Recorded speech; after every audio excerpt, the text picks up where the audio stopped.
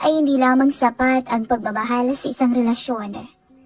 Minsan ay hindi natin mapigilang gawin ang mali para sa ikakaligaya natin.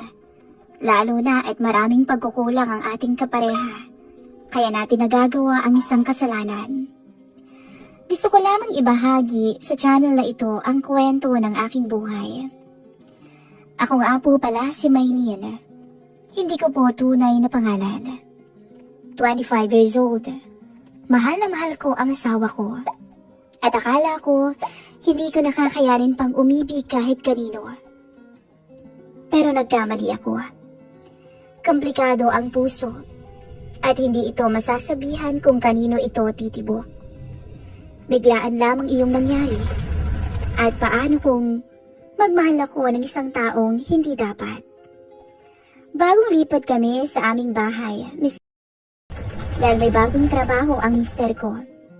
Mas maganda ang lugar at hindi rin siya mahihirapang mamasahe, lalo na at napakalayo nun. Dalawa lang ang option naming mag-asawa, ang magkalayo kami o magsisimula ulit kami ng buhay sa ibang bayan. At ito ang pinili namin. Hindi ko kayang mawalay sa kanya dahil para akong masisiraan ng bait. Tawagin niya na akong desperada at uto-uto pero mahal na mahal ko lamang talaga siya. Magkakilala kami simula nung high school pa lamang kami. At ngayong kasal na kami ay mas naging sweet pa kami. Napaka-perpekto ng aming pagsama. At ang tanging kulang na lamang sa amin ay isang supling. Ngunit kahit ilang beses na naming sinubukan, ay hindi pa rin to pinagkaloob sa amin. Nakakalungkot lang dahil kayang-kaya na namin ibigay sa magiging anak namin ang lahat. Handa na kami ngunit parang ayaw pa itong ibigay sa amin. Minsan ay napapaisip ako, may kulang pa ba? Gusto kong maramdaman kung paano maging ina. At habang nasa trabahong aking asawa ni si Mikel, ako ang mag-aalaga sa anak namin. At sabay namin hihintayin ang kanyang pag-uwi. Natuwa ako sa malaking bahay ngunit may bahid din ng lungkot. Lalo na't ako lamang ang maiiwan doon kapag nasa trabaho siya. Pero mas kakayanin ko na ang ganito. At least ay sa akin pa rin siya uuwi kaysa sa magkalayo kami. Ito rin ang unang pagkakataon na hindi ako malapit sa magulang at mga kapatid ko. Kaya sigurado kung malulungkot ako. Tinulungan niya na akong mag-akyat ng gamit at pinaghandaan ako ng makakain. Napatikim ito upang kunin ang aking atensyon dahil mukhang may nais sabihin tong importante. Dahil alam kong hindi ka marunong mag-drive, kinuhaan na kita ng driver. Ayaw ko lang ulit pangyari yung dati na halos mawala ka na sa akin. Hindi ako nanghihinayang sa sasakyan, kundi sa kaligtasan mo. Sambit niya. Pero alam mo naman na mas mag-iingat na ako ngayon, di ba? Tsaka sayang lamang yung pera. Pakikipagtalo ko rito. Para sa akin kasi, ay pag-aaksaya yun ng pera. Kung maaari ko namang gawin yun, bakit pa ako magbabayad para gawin yun ng ibang tao? Para na rin hindi ka mag-isa dito. May makakausap at makakasama ka. Pati gusto ko na rin yung ganito. Panatag ako na safe ka. Yun lang naman ang gusto ko kaya nga nagtatrabaho ko para sa'yo. Kaya sana'y wag mo nang tanggihan ha. Wala akong nagawa kahit na ayaw kong may ibang tao akong nakakasama. Pero dahil iniisip niya lamang ang ikakabuti ko, ay pumayag na rin ako. Natutuwa ako dahil pinaparamdam niya sa akin na hindi ako nagkamali na pakasalan siya. Lahat ng kanyang pinangako sa altar ay tinutupad niya. Humiling pa ako sa kanya na sana babae ang kanyang kunin para siguradong makakasundo ko. Pumayag naman siya sa kondisyon ko. Ngunit nabigla ako dahil hindi babae ang nasa harapan ko, kundi lalaki na halos kaedad ko lang din pero mukhang mas bata pa. Ryan ang pangalan nito at kaibigan nito ng aking mister. Akala ko ay hindi ko ito makakasundo dahil na rin mas gusto kong babae ang magiging kasama ko sa bahay at naiilang ako sa ibang lalaki.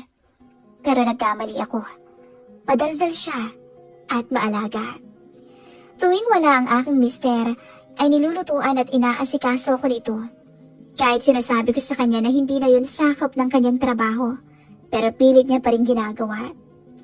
Napapangiti na lamang ako dahil napakarami na rin palang kinukwento sa kanya ng aking asawa tungkol sa akin. Kaya kilalang kilala na niya ako. Totoo nga rin yung sinasabi ni pare, ano? Sobrang ganda mo, ma'am. Yung tipong pwede ka na maging Hollywood model. Kinilig naman ako sa sinabi nito dahil napakalaking papuri nun.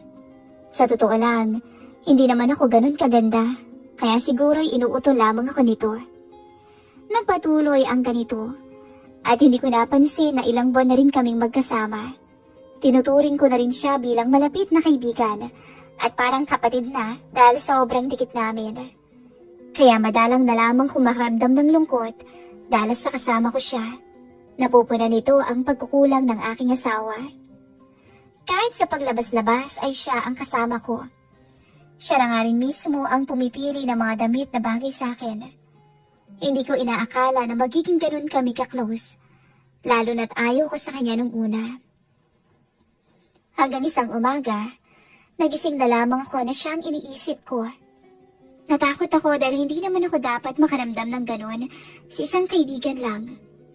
At lalo na't may asawa ako. Maling-mali, kaya pinili ko ang dapat na gawin. Lumayo ako sa temptasyon. Una pa lamang ay kailangan ko na itong pigilan. Hindi na dapat paglumala dahil pagkakasala ito. Hindi ko kayang gawin yon sa asawa ko lalo na at mahal na mahal ko ito. Alam kong hindi ko kayang iwasan siya kung nasa iisang poder kami. Kaya nagpaalam ako sa aking asawa na uuwi muna ako sa aking pamilya. Hindi naman niya ako pinigilan sa aking gusto. Suportado pa nga ako nito dahil matagal ko na rin silang hindi nakakasama. Nag-enjoy ako ng todo kasama sila pero hindi pa rin mawaglit sa aking isipan ang driver naming si Ryan. Akala ko ay mawawala iyon pero mas tumindi pa yun dahil sa pagkakalayo namin. Lalo na tinatagdad ako ng mensahe ni Ryan kung kumusta raw ba ako, kumain na ako. Walang araw na hindi siya nagtatanong noon at tila pa nga dinaig pa niya ang asawa ko kung mag-alala. Tinanong pa ako nito kung kailan ako uuwi dahil namimiss na raw ako nito. Natigilan ako noon dahil parang hindi yata siguro o hindi na siguro tama na ganoon ang pakikitungo namin sa isa't isa kahit magkaibigan kami. Hindi ko maiwasang mapaisip na baka gusto niya rin ako. Nakakatuwang isipin pero bawal gawin. Kailangan kong labanan lahat ng yon dahil hindi ko kayang mawala sa akin ang aking mister. Pero hindi pwedeng palagi na lamang akong tatakas dahil mismong si Miguel na ang nagpapauwi sa akin lalo na nga't isang buwan na ako sa amin. Umiiwas ako sa kanya pero ayaw kong ipahalata yun. Lalo na at hindi ko kayang sumagot kapag tinatanong niya ako kung bakit ko ginagawa yon. Pinipilit kong umakto na parang walang nangyari, pero masyado akong kilala ng lalaki.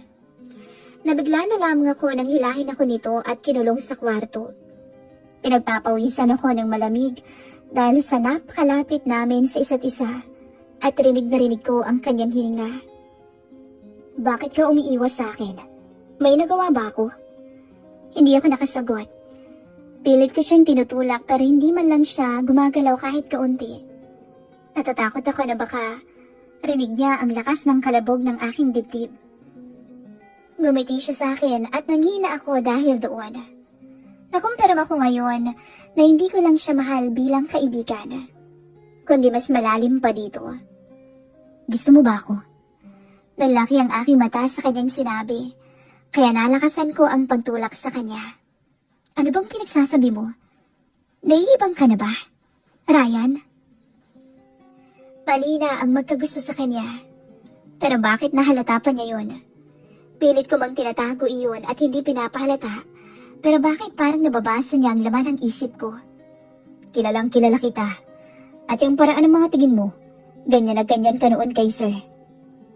Kay paring Miguel, tama? Hindi mo pwedeng itanggihan dahil alam na alam ko yan. Hindi ko alam ang iaakto at isasagot sa kanya.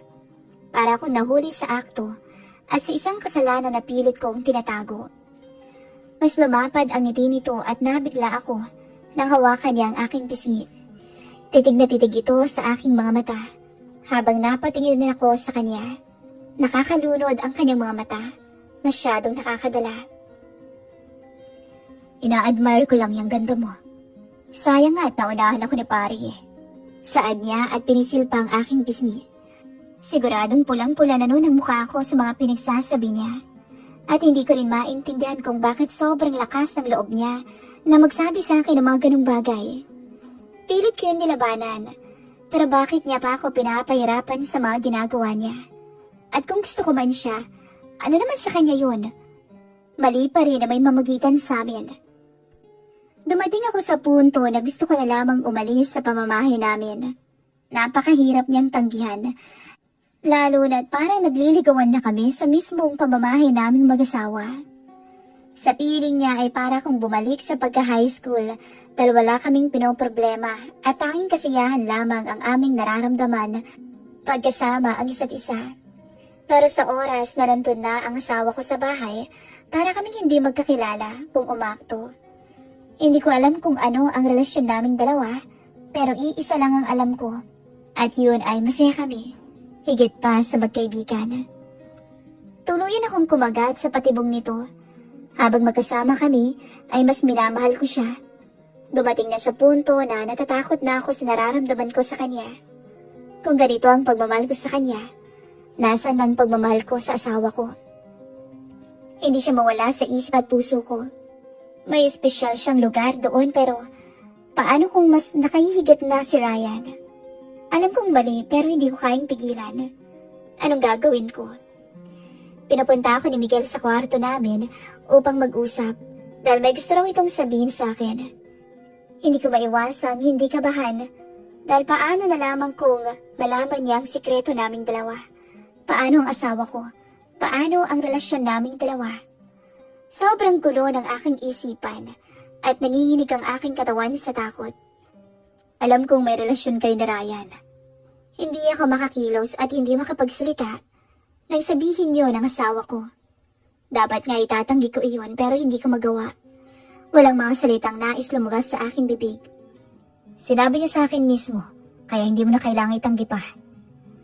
Napaiyak ako sa sinabi niya at humingi ako ng patawad ng paulit-ulit.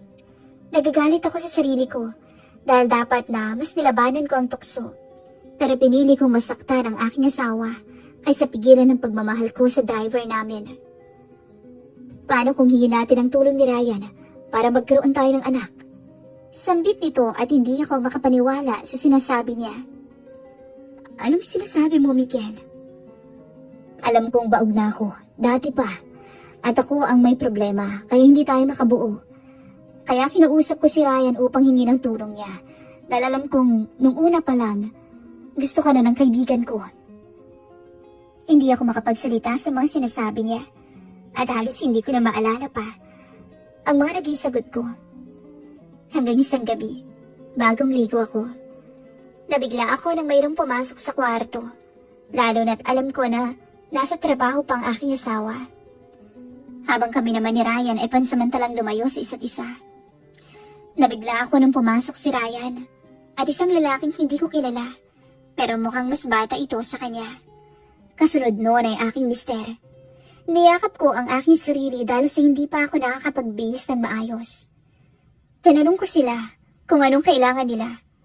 Ang asawa ko tinanong ko siya. At sinabi niyang yun ang bagong katiwala sa bahay at magiging kasama ni Ryan sa pag-aalaga sa akin. Hindi ko maintindihan sa totoo lang. Dahil kaya ko naman ang sarili ko. Kaya kong alagaan. Kaya tinanong ko ito kung bakit pa. Pero nagulat ako sa naging sagot nito. Dahil daw bibigyan niya kami ng isang linggo upang gawin ang bagay na iyon para makaubuo at advance na siyang kumuha ng boy upang alagaan ako dahil sigurado siyang makakabuo kami ni Ryan. Akala ko ang kasunduan na iyon ay sa pagitan lamang namin ni Ryan. Pero hindi. 3 kami. Kasama ang lalaking boy na iyon, na ngayon ko lamang nakita. Umalma ako sa sinabing yun ng mister ko. Hindi ko iyon kayang gawin, pero nanatiling saradong isip niya. Sinusumbat niya sa akin kung hindi ako papayag ay makikipaghiwalay siya, dahil sa kasalanang nagawa ko. At dahil dun, hindi ako makaimik sa sinabi niyang yun. Tinanong ko siya kung bakit kailangan pang 2 lalaki. At ang tanging sagot niya lang, para daw mabilis na may mabuo. Akala ko talaga noon, sa mga telenovela lamang yun nangyayari. Kahit ako mismo, hindi makapaniwala na nangyayari yun sa akin. Pero wala akong nagawa. Pumayag ako sa desisyon ng asawa ko. Napagsaluhan ako ng dalawang mas nakababatang lalaki sa akin. At may permiso naman ang aking mister. Sa una ayoko pa. Hanggang sa hindi ko alam. Tuluyan kong nagustuhan. Nalunod ako sa dalawang lalaki. At pakiramdam ko noon nung mga time na yon, para akong nanalo sa loto. At para akong ako ang pinakaswerteng babae sa mundo. Bago mangyari pa, inihanda ko muna ang sarili ko ng todo. Halos mamula yung balat ko noon sa kakakuskus. Naghahalo-halo ang mga emosyon ko ngayon at gulong-gulo ako kung bakit ko noon hinayaang mangyari yun. Kahit na may permisong aking asawa, mali pa rin yun. May karapatan ako dahil katawan ko.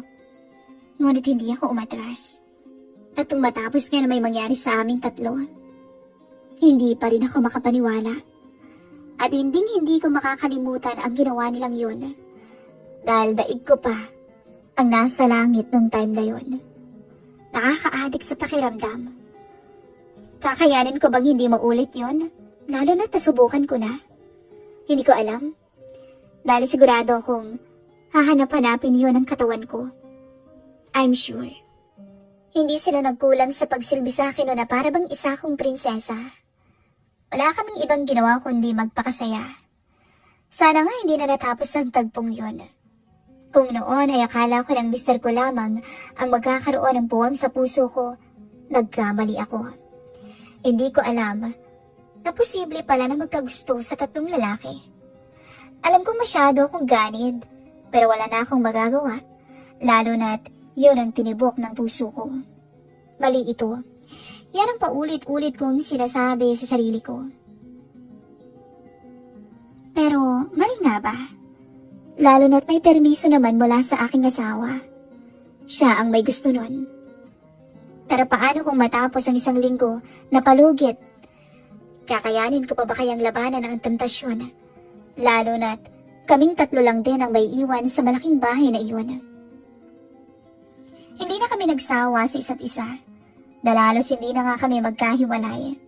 Ang pinakagusto ko sa umaga ay ang nakiga kami habang yakap nila akong dalawa. At kapag naramdaman nilang gising na ako, ipaghahain nila ako. Minsan naman ipagluluto nila ako. At kapag masyado silang pagod sa nangyari, ako naman ang magsisilbi sa kanila. Hanggang sa nagbunga na nga yun. Suka ako ng suka. Akala ko nga may sakit na ako. Pero nang bilan ako ng pregnancy test ng mister ko para makapanigurado, nagtatalon sa tuwato. Dahil buntis ako. Alam kong matagal na niyang pinapangarap na magkaroon ng supling. At ngayon nga, makakumpleto na ang pamilya namin. Pero nung mga oras din yun, natigil din ang pinagbabawal na relasyon naming tatlo. Pero nahihirapan ako. Totoo yun. Dahil hinahanap-hanap ko na sila. Alam kong yun ang dapat na gawin ko, ang iwasan sila, pero masyado naman akong nasanay. Lalo na't tuwing wala ang asawa ko, sila ang kasama ko. Ngunit masyado yata akong ganit, dahil ako mismo ang gumawa ng paraan upang bumalik kami sa dati. Ginawa ko ang tanging paraan na naiisip ko upang mangyari iyon at hindi nga naging mahirap yun. Nagsuot ako ng maikling damit at walang panloob ng araw na yun. At kitang-kita ko noon kung paano nila ako titigan. Niyaya ko pa silang lumangoy sa swimming pool nung una. Kumaayaw pa nga sila pero wala din silang nagawa, lalo na't pinipilit ko sila. At noon nagsimula ang paggawa namin ng kasalanan. Sa totoo lang, mas natutuwa akong isipin na hindi alam ng asawa ko ang ginagawa ko. Lalo na at maaari kaming mahuli sa oras na umuwi ito ng biglaan. Hanggang sa mga anak ko, napansin kong kahawig ito ng driver namin. Tuwang-tuwa na niyakap ng aking mister ang bata habang nangihina ako sa aking higaan. Naging masaya naman kami. Naging kumpleto ang buhay ko, ang pamilya namin, at wala na akong inaasam pa na iba. Ang pangarap namin dati na anak, ngayon ay nagkatotoo na. Akala ko ay perpekto na. Pero isang araw, inaya ako ni Ryan na magtanan kaming dalawa at iwan ang mga pumapagitna sa amin. Hindi raw nito kayang makita na masaya ako sa aking mister dahil nagsiselos siya. Sabi ko, hindi pwede. Lalo nagkasal na ako. Hindi ko kayang gawin ang ganun sa aking asawa. Kahit na mas lamang ang pagmamahal ko sa kanya, hindi ko kayang masaktan ang mister ko. Pero siya naman ang may kasalanan kung bakit tayo nagkagustuhan at umabot tayo sa puntong to, hindi ba? Sambit nito. Napaisip ako noon. Totoo nga naman ang kanyang sinabi. Kung hindi naisip ni Miguel ang gumamit ng ibang lalaki para sa kagustuhan niyang magkaroon ng anak, sana maayos pa kami at hindi na mas lumalim pa ang kagustuhan namin sa isa't isa. Ngayon, hirap na hirap ako sa sitwasyon ko. Lalo na't sinabi ni Ryan na sa oras na umalis siya ng pamamahay na iyon, hindi ko na siya muling makikita pa. Gusto kong sumama sa kanya, lalo na't siya naman ang mismong ama ng dinadala ko. Pero nandoon ang takot at pangamba. Ngayon ko pa ba sisirain ang buhay na pinangarap ko para sa isang driver? Hindi ko alam ang gagawin ko. Kaya sumulat ako sa channel na ito para humingi ng tulong. Nahati ako sa aking isipan at aking puso. Mahal na mahal ko si Ryan. Pero hindi ko magawang iwan ang aking mister dahil nakatali ako sa kanya. Sana'y matulungan niyo ako. Handa akong tumanggap ng mga pangusga para lamang makakuha ng mga sagot. Maraming salamat po sa pagbabahagi ng aking kwento dito sa inyong channel.